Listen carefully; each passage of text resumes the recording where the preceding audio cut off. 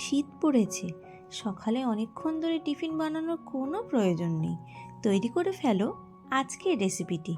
মাত্র 10 মিনিটেই কোনো ঝামেলা ছাড়াই তৈরি হয়ে যাবে এই রেসিপিটি।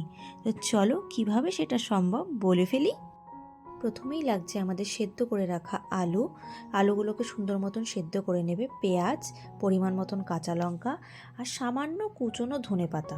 সমস্ত উপকরণগুলি কাটা হয়ে গেলে এবারে আমরা একটা পাত্র নিয়ে নেব। পাত্রের মধ্যে আলুগুলো নিয়ে সুন্দর মতন স্ম্যাশারের সাহায্যে স্ম্যাশ করে নেব, কিংবা তোমরা হাত দিয়েও এটাকে চটকে নিতে পারো। আগে থেকে কুচিয়ে রাখা পেঁয়াজ, লঙ্কা, ধনেপাতা দিয়ে দিলাম। এরপরে পরিমাণ মতন একটু নুন দিয়ে ভালো মতন আলুটাকে আমরা মেখে নেব। কোনো রকম মশলা এখানে আমি অ্যাড করছি না, তোমরা চাইলে করতেও পারো।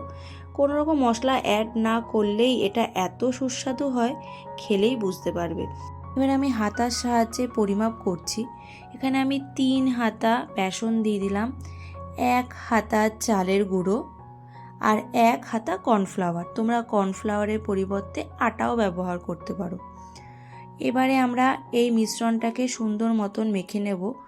মাখা হয়ে গেলে এবারে আমরা এটাতে অল্প অল্প করে জল অ্যাড করব।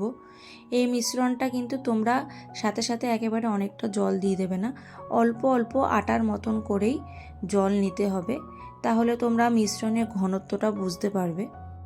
মিশ্রণটি হতে হবে না ঘন না পাতলা, ঠিক এমন একটা কনসিস্টেন্সি হয়ে গেলেই ভাববে যে আমাদের মাখা কমপ্লিট হয়ে গেছে। এবারে আমি এটাতে অ্যাড করছি সামান্য একটু চিনি। অবশ্যই কিন্তু চিনিটা অ্যাড করবে, চিনিটা অ্যাড করলে পরে আরও ভালো লাগবে খেতে।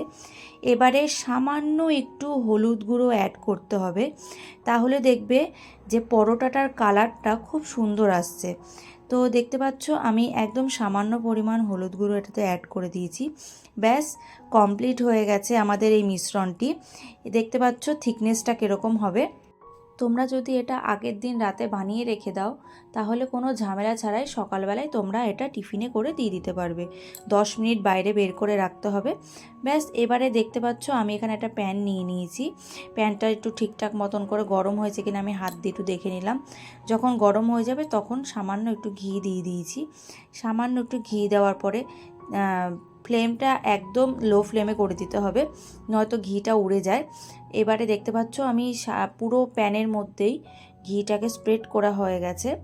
এবারে আমি সামান্য একটু ওয়েট করে আমি ব্যাটারটা ঢেলে দিচ্ছি।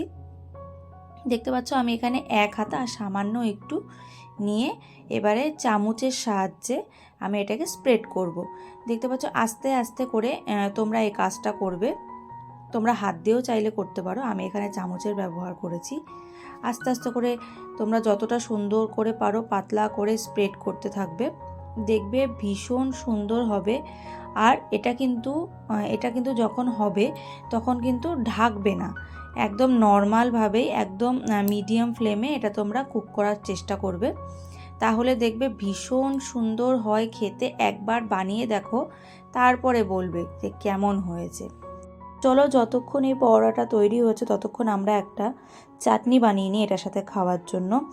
ভীষণ ভালো খেতে হয়, তোমরা একবার কিন্তু বানিয়ে টেস্ট করে দেখো। এই চাটনিটা তোমরা যে কোনো কিছুর সাথে খেতে পারো। আমি এখানে অ্যাড করছি রসুন, পেঁয়াজ, ধনেপাতা আর লেবুটা পরে অ্যাড করব, তার সাথে সামান্য একটু বাদাম আর হচ্ছে কাঁচা লঙ্কা। কোনো রকম দইয়ের ব্যবহার করছি না, বাড়িতে যা উপকরণ আছে তাই দিয়েই কিন্তু আমি এটা রেডি করছি। এবারে অ্যাড করে দিচ্ছি সামান্য একটু জল, খুব বেশি জল দেবে না, একটু গাঢ়ই হবে এটা। তার সাথে আমি এখানে অ্যাড করব একটু নুন পরিমাণ মতন, যে যেরকম খেতে চাও। আর তার সাথে একটু অ্যাড করব একটু সামান্য একটু চিনি, তোমরা চাইলে নাও দিতে পারো, কিন্তু একটু চিনি দিলে একটু ভালো হয় খেতে। ব্যাস দেখতেই পাচ্ছ আমি সামান্য একটুই চিনি দিয়েছি। এবারে আমরা এটা মিক্সার গ্রাইন্ডে পেস্ট করে নেব। পেস্ট করে নেওয়ার পরে দেখতে পাবে কত সুন্দর একটা কালার এসেছে, দেখতে পাচ্ছ খুব ভালো হয় খেতে। আর লেবুটা তোমরা আগে থেকে দেবে না, যখন দেখা গেল তোমরা কোনো পরোটা কিংবা কিছুর সাথে খেতে চাইছো তখন এই চাটনিটার মধ্যে তোমরা একটু লেবু ছিটিয়ে নেবে। দেখতে পাচ্ছ আমাদের পরোটার কালার কিন্তু একদম চেঞ্জ হয়ে গেছে, কত সুন্দর একটা কালার এসেছে। এইবারে এরকম পর্যায়ে আসলে সামান্য একটু সাইড দিয়ে একটু ঘি ছিটিয়ে দেবো। ঘি দিয়েই তোমরা করো, ঘি দিয়ে করলে আরও ভালো লাগে খেতে, খুব সুন্দর একটা গন্ধ আসে। আর তার সাথে এটা টেস্ট অসাধারণ খেতে হয়, অসাধারণ। দেখতে পাচ্ছ আমি অল্প একটু ঘি সামান্য একটু অল্প অল্প করে একটু ছিটিয়ে নিলাম। এই পরোটাটা আস্তে আস্তে আমরা উল্টে নেব।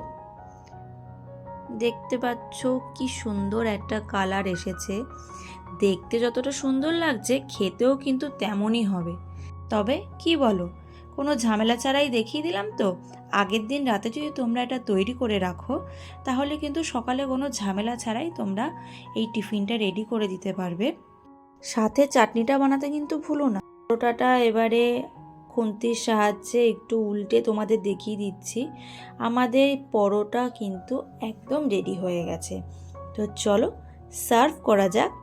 তো আজকের রেসিপিটা তোমাদের কেমন লাগলো অবশ্যই কিন্তু আমাকে কমেন্ট করে জানাবে।